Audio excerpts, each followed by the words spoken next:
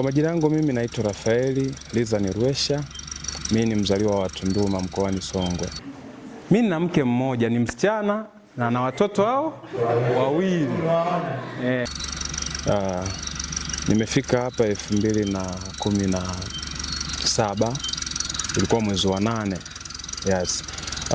Lakini kwa upande wa historia ya maisha yangu, ni kijana ambaye alikuwa ni mtu ambaye ni mtukutu sana kwa sehemu moja ama nyingine. Nazungumzia kwa upande wa maadili. Mimi binafsi nitarudia tena kusema kuwepo mahali hapa kwangu ni bahati. Ni bahati sana kwa sababu nyingi zilizopo. Kabla sijaongea mengi, mchukulie kuwa mahali hapa ni bahati. Amen. Lakini toka nimekuja Kibidula mwaka 2017, mazingira yaliniasili kwa sababu ni mazingira ambayo yalikuwa sijayapokea vizuri, kwa maana ni mazingira yalikuwa tofauti sana na mazingira niliyotoka. Kwa hiyo ilifikia wakati nikatamani mpaka nikate tamaa, kwa sababu ni mazingira ambayo yako ndani sana, yapo nje sana makazi ya watu. Kaja huku kama nilivyosema jamaa pale, tunakuta msituni mpaka Kibidula. Yaani tupo bweni lingine hatulioni. Nikasema sasa shule iko wapi? Lakini kwa sababu ya kile kitu ambacho kilikuwa kinazalishwa hapa au kinafundishwa kwetu, yalinifanya nizoe taratibu. Ikafikia wakati sasa nafikia mtu wa kuzoea mazingira na kuyapenda na kuendana nayo, mpaka ikafikia 2020 tulipokuwa tunahitimu. Mazingira haya ni sahihi kwa kila kijana ambaye anakanyaga hapa. Kitu ambacho kimebadilika sana, ambacho kinaendelea kuonekana, ni kuonesha kwamba Kibidula imeendelea kuwa endelevu kila baada ya mwaka. Ni mazingira yamebadilika sana, kiangalia, yani mazingira kiufupi yamebadilika sana. Kipindi hicho mazingira yalikuwa si mazuri sana kama kwa sasa. Kwa hiyo kiufupi mazingira yamebadilika sana. Ukiangalia majengo ama madarasa ya ufundi useremala yameboreshwa, lakini pia na miundombinu kiujumla. Kwa upande wa elimu yangu, mimi nilikuwa nimeishia darasa la 7. Baada ya kuishia darasa la 7 2013, matokeo yangu ya kuendelea yalikuwa yameshatoka kuelekea form 1 na kuendelea. Lakini kwa sababu ya tabia kwa sababu ya tabia na mimi kutokupenda shule, kiufupi sikutaka kuendelea. Si bwana, nyumbani kulikuwa na ng'ombe. Kwa hiyo mimi nilikuwa nachunga ng'ombe. Hadi ikafikia wakati mzee ananiambia, Rafael, wewe ni mtoto wa kwanza wa kiume, chagua kuchunga ng'ombe kuendelea kusoma. Nikamwambia mimi kuchunga ng'ombe. Kawa nafanya kazi ya kuchunga mifugo ama ng'ombe. Nimefanya hiyo kazi kwa muda fulani. Kiufupi malengo yangu ya kuendelea kusoma hayakuwepo. Nishakuwa nimeshajirizikia na maisha ya mtaani, licha kwamba kuwa na tabia na makundi yasiyoeleweka. Ikafikia hatua mpaka wazazi kutokuelewana nao kwa sababu ya hizo tabia. Mimi hapa akili nilizokuwa nazo mtaani, mimi kwanza nimekuja huku na baba alikubali na alifanya mchango mkubwa niende, kwa sababu hata mifugo wenyewe nilikuwa natoroka. Yaani nilikuwa nikienda kuchunga, sawa, nawachia, yani kwa mfano kuna wale wadogo unawatelekeza, naenda kucheki movie, narudi paka saa 6 usiku hivi. Kwa hiyo nilikuwa ni mtu ambaye sina maelewano hata na wazazi pale nyumbani. Kesi, yani mimi nilikuwa na kinywa chenye maneno mabovu. Yani ukisikia, yani kwa siangalii mkubwa, siangalii ni walika gani. Mimi alikuwa akiniambia kitu ambacho sijakielewa na mjibu kama tupo sawa. Yani sikuwa najali. Mwisho wa siku nikajifunza, yani akili yangu ikawa inapokea taratibu, nikaanza kufinyangwa upya. Nilikuwa na kiburi mimi. Mimi nilikuwa emte. Licha emte, hata darasani sikuwa vizuri. Lakini Mungu wa ajabu aliweka kitu ambacho mimi kilikuwa kimekaa kichwani kwangu. sikuwa na mpango wa kuendelea na elimu, kwa sababu marafiki niliokuwa nao, makundi niliokuwa nao nayo hayakuwa na future yoyote ya kimaisha. Lakini namshukuru Mungu ambaye alimtumia ndugu yangu mmoja, ni shangazi yangu ambaye ni Mwadventista Msabato. Aliweza kukaa na baba yangu mzazi, akamshauri kwamba kijana huyu ingefaa aende katika chuo kimoja kipo Iringa. Basi mpango ulifanyika, japokuwa nilikuwa siko tayari kuendelea na elimu. Lakini nilipofika na nikakutana na walimu ambao wamewekwa kwa ajili yangu kunifinyanga na kuwa vizuri, nilijikuta sasa akili ya future inazaliwa. Nakuwa mtu ambaye ninaweza kufikiria sasa maisha yangu, kumbe yanatakiwa nijitegemee, mimi mwenyewe ndio kutengeneza maisha yangu ya mbeleni. Kwa hiyo nilijikuta ninapenda shule, nilijikuta mpaka inafikia stage likizo shule zinafungwa, sitamani kurudi nyumbani, natamani niendelee kusoma, kwa sababu kile kitu ambacho nimeshakipata na ninaendelea kukipata, nimeona kabisa kinakuwa sehemu sahihi ya maisha yangu. Baada ya hizo tabia za mtaani ambazo zilikuwa zinapelekea mimi na wazazi kutokuelewana, ilipelekea baada ya kutoka hapa, kila baada ya siku za mapumziko ama likizo za muda mfupi, zilikuwa zinaonesha utofauti sana kwa wazazi kuhusiana na tabia zangu, kwa sababu yale makundi ambayo nilikuwa nayo awali sikuwa naungana nayo tena. Kwa maana nilikuwa ni mtu ambaye, kwa kuwa nyumbani kuna mifugo na mifugo iko nje sana na mji, na ni mji ni nje na mji kwa kiasi kwamba hayakutofautiana sana na mazingira ya Kibidula, hayatofautiani sana kwa sababu ni nje. Kwa hiyo nilikuwa nimeadapt ile asili kwamba nipende kuwa jirani na wanyama, kwa sababu ndio kitu ambacho nimekisoma, na mzee wangu ana kuku, ana mifugo kama ng'ombe, kuku na hivyo. Kwa hiyo ilikuwa inanipelekea nipende sasa kila siku za mapumziko nizitumie kwa ajili ya kwenda kufanyia practicals kwa ajili ya vile vitu ambavyo nimevisoma. Kwa hiyo ilimpatia baba yangu au wazazi kiujumla future halisi ya mtoto wao. Walishaona kabisa huyu mtu amepotea, lakini kila anapokuja kuna mabadiliko mapya. Lakini kulingana na swali moja kwa moja kwamba baada ya kutoka hapa Kibidula kuna vitu vingi vimenisaidia, vitu vingi sana. Awali ya yote, nilipotoka hapa nilienda kupambana mwenyewe, kuwa kama mwajiliwa katika sehemu tofauti. Tunajua kwamba mpaka mtu anafikia anasimama lazima kuna kupambana sana. Kwa hiyo nilijichanganya na watu ambao watanisaidia katika kutimiza kile ambacho nakihitaji. Kwa mfano, kuna kazi nyingi, ili mradi ni kazi ambazo ni sahihi, ambazo unajua kabisa zitapoteza mwelekeo wako. Ni kuwa nafanya biashara za soda stand. Nilivyotoka hapa nienda kufanya biashara za kuuza soda stand na mabiskuti kwenye mabasi. Baada ya muda kidogo nilipata kifedha kidogo, nikawa ndani ya hii Iringa, nikawa nimepata kiplot kidogo cha kujilimia mwenyewe, nikawa nimelima vitunguu swaumu. Kwa wale ambao wanakaa Iringa nafikiri watakuwa wanaelewa kuhusiana na biashara ya vitunguu, ni biashara ambayo iko vizuri sana. Kwa hiyo nililima kwa muda mfupi, msimu mmoja, Mungu akanisaidia. Ingali kwamba ilikuwa rahisi sana, kwa sababu unaweza kulima sehemu kubwa kulingana na kipato ulicho nacho, management kwa lile zao lako unaweza kupata sana. Lakini sikuwa na kipato kikubwa sana, nilikuwa na kipato kidogo, nikalima sehemu ndogo. Namshukuru Mungu nikawa nimefanikiwa kupata nipata kama kilo 300 hivi za vitunguu. Yes. Basi nikawa nimepata wateja, nikauza ile fedha niliyokuwa nimeipata. Moja kwa moja nilianza kwanza. Baada ya kuipata ile hela, ingali kwamba kulikuwa na changamoto sana nyumbani kwa wazazi. Kumbuka nimeshatoka nyumbani, nimeshatoka nyumbani nimeenda kujisimamia. Kwa hiyo ile hela ilifikia hatua nikabaki na senti kidogo sana, senti kidogo ambayo iliniendeleza kwa upande wa biashara ya juisi. Nifungua kiduka kidogo, nikawa nimejaza soda zangu hapo. Wakati huo ninaendelea na mission nyingine. Kitu ambacho kilianza moja kwa moja kuonekana kukifanya mimi mwenyewe binafsi baada ya kutoka hapa nianza na kilimo. Nifanya kazi ya kilimo.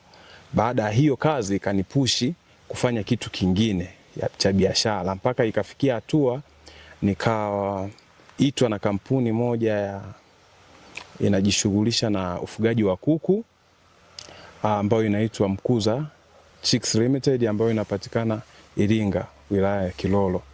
Niliitwa hapo nikafanyiwa interview. Baada ya interview, namshukuru Mungu, niliweza kufanikiwa kupata kazi hapo kwa ajili ya kama sehemu ya storekeeper. Kwa hiyo nikaenda kwanza nikasema mimi nimemaliza chuo juzi, kwa hiyo mpaka hapa sina cheti bado. Wakasema okay, kwa hiyo sasa unatuaminishaje? Wakanipiga maswali aisee. Tulifanyiwa interview, sijui akili toka wapi. Nilijibu vizuri. Unaelewa vizuri? Nilijibu kitaalamu. Nikaajiliwa, nikapewa nikapewa miezi 3 ya matazamio. Kwa hiyo nimeifanya hiyo kazi mpaka hivi sasa ninavyoongea, nikawa nimefanikiwa kuendesha shughuli zangu nyingi. Yaani namaanisha kupitia ile kazi na kupitia kile kitu ambacho nikitroduce kutoka huku. Nina ofisi kubwa kabisa ya furniture, ya sofa, lakini pia hapa ni kazini, hiyo ni gari la kazini. Yes, kuna hizi kazi za vitanda. Ninafanya kazi za sofa aina zote. Nimefikia hatua nina vijana kabisa naweka. Yes. Pia nina duka la nguo moja. Nimefanya hiyo kazi ya storekeeper nikiwa pale, lakini kwa kipengele cha potri. Hapa tumesoma mambo ya potri, ufugaji wa kuku. Yes. Kwa hiyo kwa kipengele hicho kikaniwezesha mimi kuweza kukizi vigezo vya kuendelea kuwepo katika kampuni, kwa sababu ni kampuni inayojishughulisha na ufugaji wa kuku wa mayai. Kwa hiyo nimekaa hapo kwa muda wa miaka kidogo mpaka hivi sasa ninavyoongea, lakini baada ya kudumu katika kazi ile, ujuzi umeendelea, nikafikia stage nikapata plan ya kudili na furniture. Yes, furniture, mambo ya masofa, vitanda, makabati na vitu vingine ambavyo vinahusiana na furnitures. Kwa hiyo idea ya furniture ilitoka hapa. Tumefundishwa ufundi seremala, tumefundishwa namna ya kutengeneza vitu vyote vya samani ambavyo tunavifahamu. Awali umeuliza kwa upande wa kukabiliana hizo changamoto, licha ya kwamba kila sehemu inanihitaji. Nitahitaji kwenda kulima shambani, nitahitaji kwenda kulima hiyo plot yangu binafsi, nitahitaji kwenda kufanya kazi za bustani kama bweni, lakini pia nitahitaji kufanya kazi za shule. Yes, zote zilikuwa zinanitazama. Lakini pia nitahitaji kwenda carpentry, nitahitaji pia kwenda kujisomea. Kwa hiyo kwa hivyo vitu nashukuru Mungu tuliweza kupambana navyo. Na namna kupambana navyo tulifundishwa, kwa sababu hata maisha ya jamii bado kuna vitu vingi vitatuhitaji. Vitatulenga kwa wakati mmoja, hatutachagua tufanye kipi, tuache kipi. Kwa hiyo kwa maana hiyo tunashukuru Mungu tuliweza kukabiliana nazo licha changamoto nyingi. Mkishatoka Kibidula kuna majukumu yamekutazama hivi, na yote unatakiwa ufanyaje? Uende nayo. Yaani hakuna jukumu litakao sema kwamba sasa wewe kwa kuwa unashughulika na mimi ngoja hao wengine, au kwa kuwa unashughulika na hao ngoja mimi nitulie. Yote yanakulenga hivi kwa wakati mmoja. Sasa hivi unasema nilime mimi, nimetoka wapi nije nilime? Kumbuka ndugu yangu, sasa hivi maisha sasa hivi yamepanda bei. Kipindi hicho nilikuwa tegemezi, nilikuwa mtu wa kutegemea. Hadi pesa sabuni nitahitaji baba anitumie, pesa ya mahitaji yoyote mahitaji yote nitahitaji kutumiwa. Kwa hiyo kwa kipindi hicho kiufupi nilikuwa tegemezi, lakini kulingana pia na mazingira ya kuto kujiingizia fedha ambayo inaweza kunikizia mahitaji yote. Lakini nilipoanza kujitafutia mwenyewe nashukuru Mungu wa kunitegemea wapo wengi sana. Yeah. Ukishapata watu wanayokutegemea, nafikiri ni moja wa mbaraka sana sana. Kwa hiyo nafasi ambao nipo nao sasa, na wadogo zangu, na mdogo wangu mmoja amemaliza form 6 mwaka huu, na nashukuru Mungu pia amechaguliwa kwenda jeshini. Ni mtu ambaye nimetumika kwa namna moja ama nyingine. Yeah. Pia kutoa sadaka yangu kwa ajili ya kusapoti baadhi ya mahitaji hapa na pale, lakini hata kwa wazazi wangu pia yapo mahitaji mengi ambayo siku hizi mimi kama mwanao wanahitaji niwasaidie. Kwa hiyo kwa fursa hiyo ambayo Mungu amenipatia mpaka sasa, nashukuru ninawasaidia, na wao wenyewe wananichukulia ni mtu wa muhimu sana sana katika familia. Kuna vitu vingi ambavyo ni so amazing kwenye maisha yangu. Kila ninapo, hii ni mara ya pili toka nimehitimu. Hii ni mara ya pili kukanyaga hapa. Kwa hiyo kila ninapokuja kuna vitu vinakuja kwenye akili yangu vingi sana. Lakini kumbuka nimesema kwamba kitu mojawapo ambacho kilinifanya mimi nipende Kibidula kwa sababu ya furniture. Lakini kipindi hicho 2018 kwenda 2020 ambapo hii sekta ilikuwa kama ndio imeonekana kuboreshwa kidogo, kwa sababu ulikuwa ametuletea mwalimu mmoja, alikuwa ni mwalimu wa kigeni kidogo. Alikuwa anafahamu vitu vingi sana. Kwa hiyo baada ya kutupa yale maonjoonjo ya vitu ambavyo anaweza kutufundisha, tulitokea kuipenda sana karakana. Kulikuwa kunafikia moment tumefanya labda tumetoka darasani kuna masomo mengine labda ya agriculture hapa ndani, sasa fikia muda wa kwenda kwa ajili ya karakana. Nakumbuka tulikuwa mimi kuna kipindi nilikimbia kabisa, kulikuwa na njia ipo maeneo hapa katikati. Ndio. Nilikimbia kwa ajili ya kwenda kuwahi ile clamp ile ya kubania na mbao ili kusudi nikifika pale mambo yangu yawe yameenda sawa. Kwa hiyo hizo moment zilikuwa zinatokea sana, inafikia wakati mwenzako amepita stage fulani na unahitaji kuifikia ili ufanikiwe stage nyingine, unaenda kutoa kile kitu ambacho alichonacho unaendelea nacho wewe ili onekane kwamba wewe. Kwa hiyo ni moment nyingi sana za mashambani. Tuko na mashambani, unakuta tunakaa kwa umoja, tunafanya kazi kwa umoja na marafiki ambao wengine wapo maeneo tofauti, Mungu amewajalia kuwa na familia zao.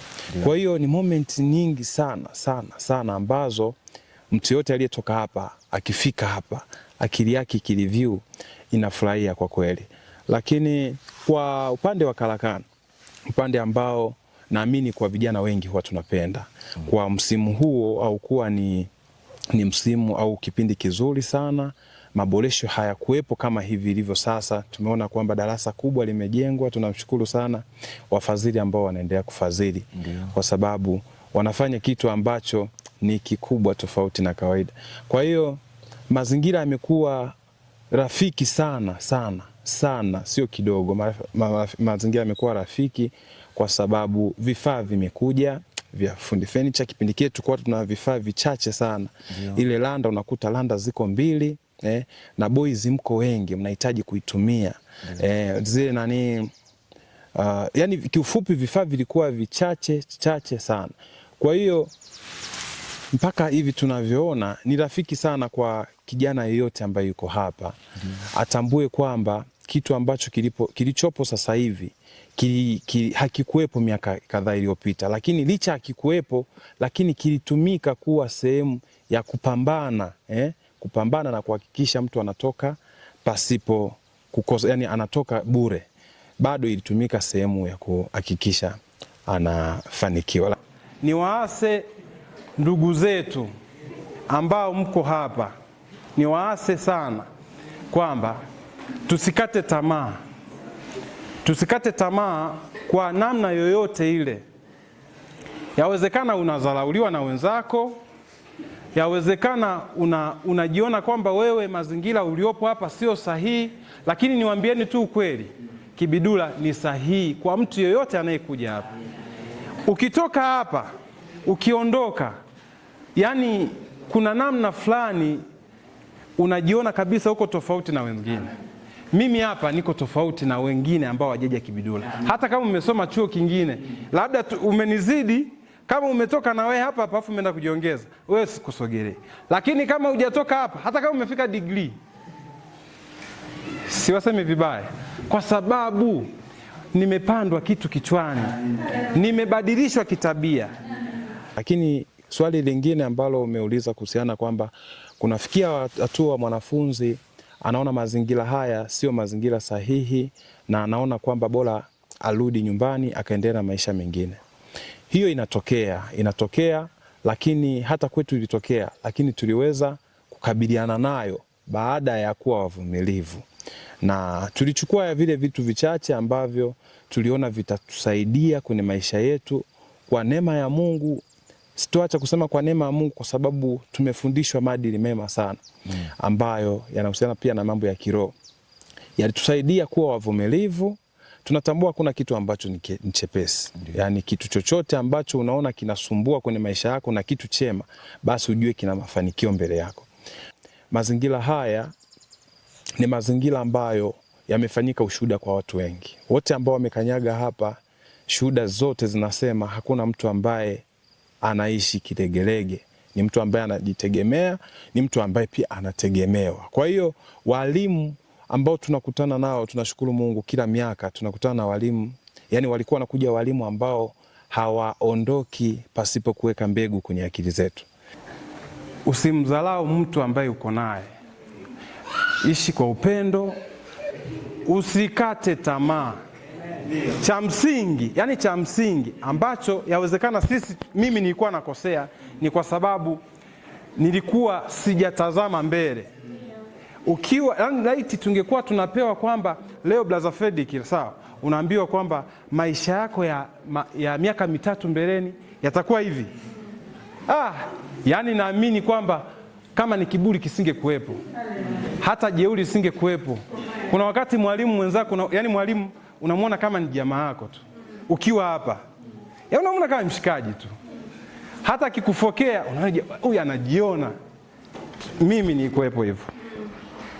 Lakini baada ya mwaka 2017-18 na bahati nzuri na mimi nikaja kujiunga na QT, Mungu akanisaidia kimiujiza, yani ni miujiza. Kwa kumalizia,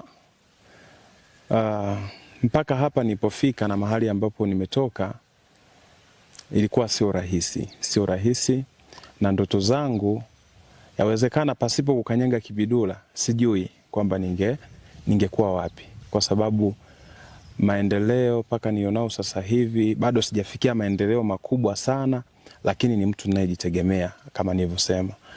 Kwa hiyo kwa kuwa yote ambayo ninayafanya yametokea hapa Kibidula, lazima niwe na sababu ya kusema makusudi ya maisha yangu yalikuwa hapa.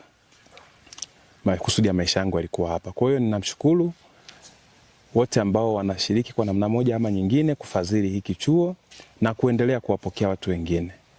Jamani, mimi nawashukuru walimu, nashukuru hata wafadhili. Tulipewa makoti makubwa, tulipewa mashuka, yani kila Alhamisi unajua kabisa leo ni wali unaletwa. Umeona? Wali unaletwa, machungwa yanaletwa.